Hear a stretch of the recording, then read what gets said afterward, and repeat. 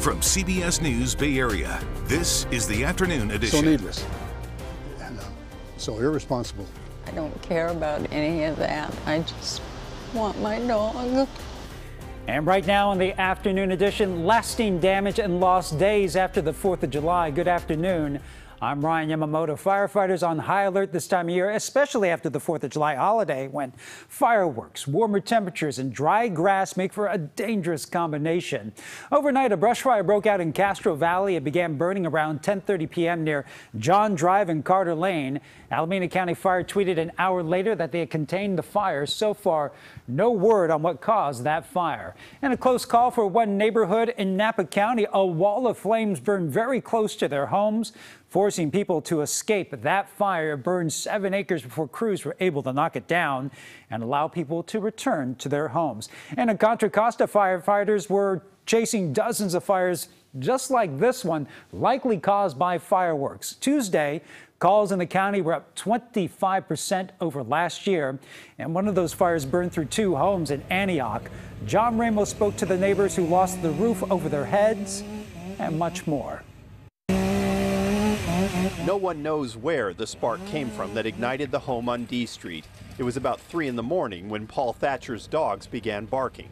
And when I got to the back door, I saw the doggy door was orange. And I'm like, what?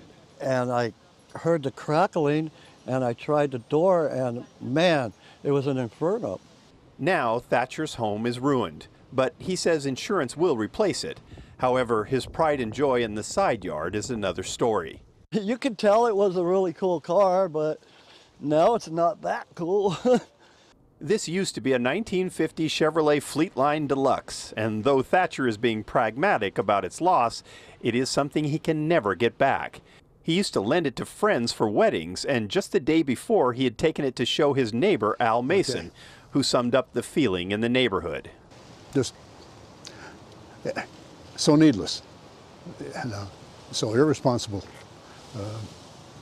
What can you say? All over the Bay Area, the sky was being lit up with commercial-grade pyrotechnics. Confire says they responded to more than 60 fires, a normal month's worth, in just 6 hours' time. It is clear that there are more commercial-grade fireworks than there have been over recent years that are available out there in the communities. And we've been warning, well, we've been warning for years, but certainly for weeks, of what likely would happen if they were used, and it was proven out last night. But there was another victim in last night's fire.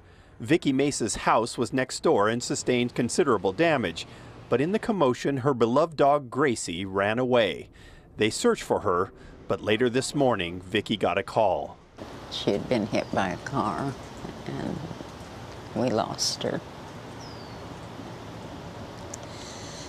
And, you know, I don't care about the house, I don't care about the car, I don't care about any of that. I just want my dog.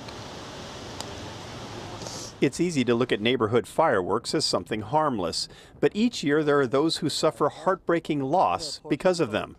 But because most never experience that, it is seen as acceptable collateral damage in the pursuit of fun. And firefighters say fireworks are to blame for at least one serious injury. A 66-year-old man in Pleasant Hill was hospitalized when a firework exploded in his hand. So let's get the First Alert meteorologist, Jessica Birch. I mean, we're in the prime of fire season right now. We are. But luckily, the weather hasn't been too bad. You know, it's been mild for us, at least today. As I'm taking a quick look at the next couple days with our fire danger index, we're pretty much in that low category, widespread throughout the Bay. I will keep a close eye on tomorrow afternoon, though, especially up near Healdsburg and even all the way up into St. Helena, Calistoga area.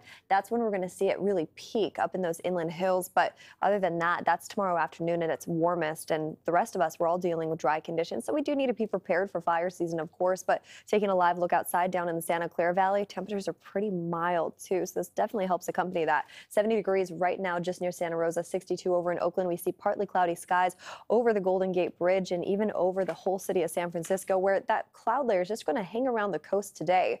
We're going to see a stronger onshore flow later into the evening hours tonight that really helps clear up the AQI all throughout the Bay Area. So we're all sitting in the green right now. I'll have more on what you can expect coming up in just a bit. For now, back to you, Ryan. All right, thanks, Jess. Live look down Nob Hill toward Glide Memorial Church, right behind that giant white Union Square Hilton Tower, where today they restarted indoor dining service for the first time in 3 years.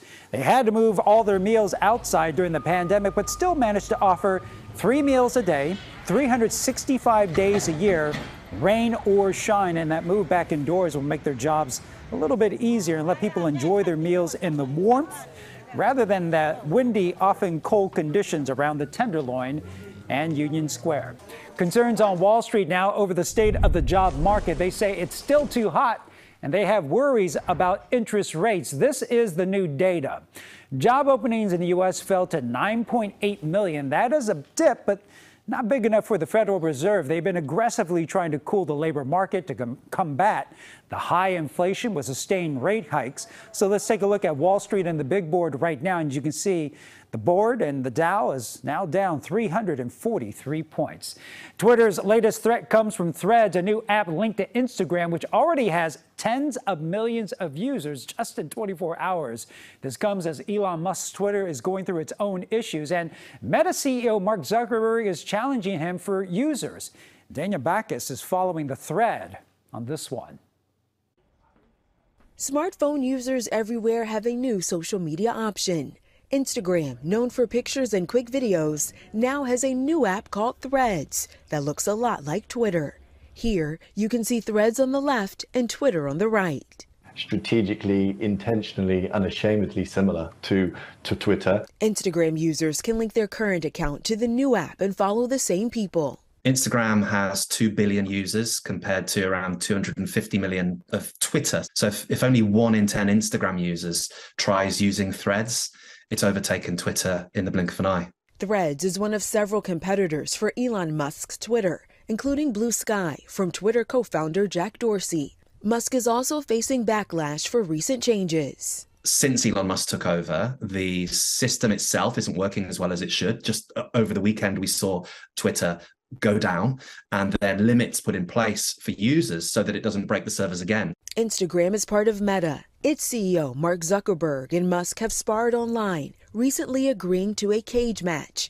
And a new jab from Zuckerberg. As Threads was released, he went on Twitter and posted a picture of 2 Spider-Mans pointing at each other, apparently admitting to the platform similarity. We'll see soon which version people prefer. And Twitter CEO Linda Yaccarino posted on Twitter, "We are often imitated, but the Twitter community can never be duplicated." And we spoke to one tech writer who says Twitter has reason to worry. Twitter has been fraught with drama. It's not making money. It had to cap the number of posts that people could look at. And when you're a platform that makes money off of advertising, that is very, very bad. These aren't just tough times for Twitter. Some people would argue that it's a death spiral. And Threads is unavailable in the European Union because of data privacy concerns.